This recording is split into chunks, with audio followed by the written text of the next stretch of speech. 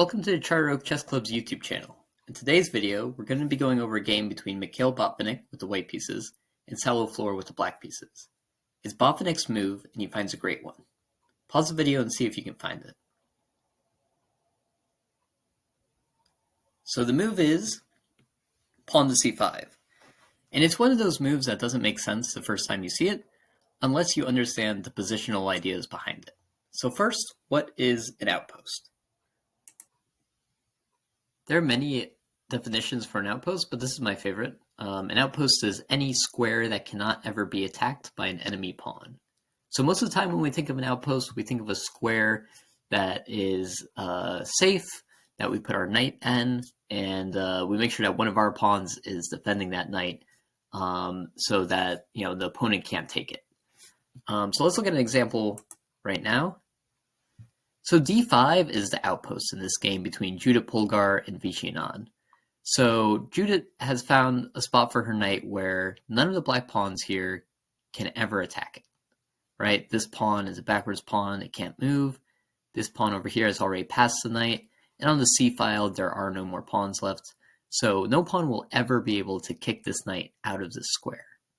b5 is also an outpost, but the reason Judith went to d5 is because from here, this knight can attack all these squares in the center of black's position. And there's no way that black will be able to take this knight. The only thing that they can do is maybe Vichy can sacrifice his rook for the knight, which would be losing material. And if not, then they're just going to have to deal with the knight standing right in the middle of the board. And now, by doing this, it really becomes this knight versus this bishop, because everything else is equal. So this knight and this bishop are both worth 3 points, but right now I would say Judith Polgar's knight is probably worth 5 points, because look at all the key squares that it attacks right in the center of the board. It can never be moved. Meanwhile, this dark square bishop for Vichy Anand, he's got 2 pawns here on the dark squares and these 2 pawns on the dark squares. So we're really limiting the mobility of this bishop. Bishop's probably worth maybe 2 points right now instead of 3 points. So it's no doubt that Judith is going to go on to win this game, and it really is all about this valuable outpost on d5.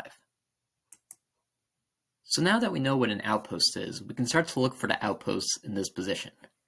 So the outposts are going to be very important for Botvinnik because he has a knight against Flohr's dark squared bishop. So d6 is the valuable outpost here. There are other outposts, like technically c7 is an outpost. No pawn's going to be able to attack that square. But d6 is the outpost because we can see with c6 and e6 already played, no pawn is going to be able to hit that square. And also white already has a good grip on d6 with this e5 pawn.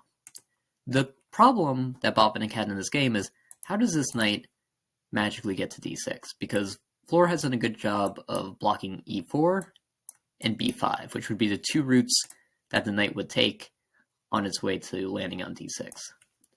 And so that's why it's a great idea that instead of trying to play d5 or simply moving the queen around a few times, Botvinnik instantly plays pawn to c5. Not only does this continue to grab that square for the white pieces, now this knight has a route. It can play knight to b1, a3, c4, and finally d6.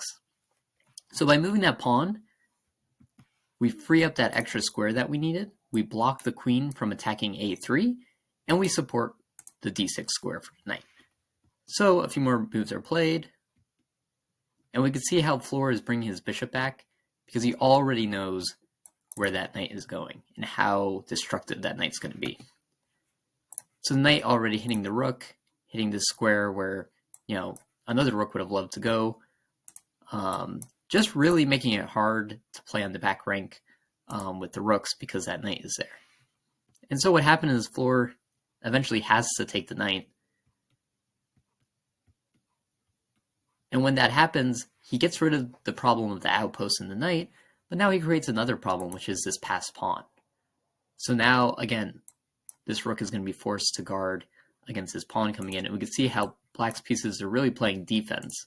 While white pieces, they're free to simply move to the b file and attack, or go after other weaknesses like this backwards pawn on e6. So Flohr found some fun, creative, tactical chances in this game, But it's very clear that Botvinnik is going to have an easy time winning, and he eventually won this game.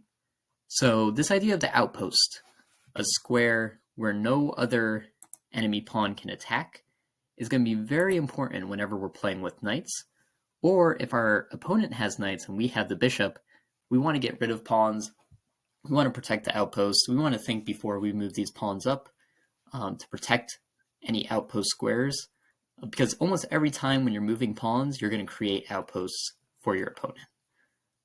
So there's plenty of games. I'll be going over a few full-length games where an outpost is kind of the reason that a player won or a player lost. But whenever you're playing with knights, try to keep these important squares in mind.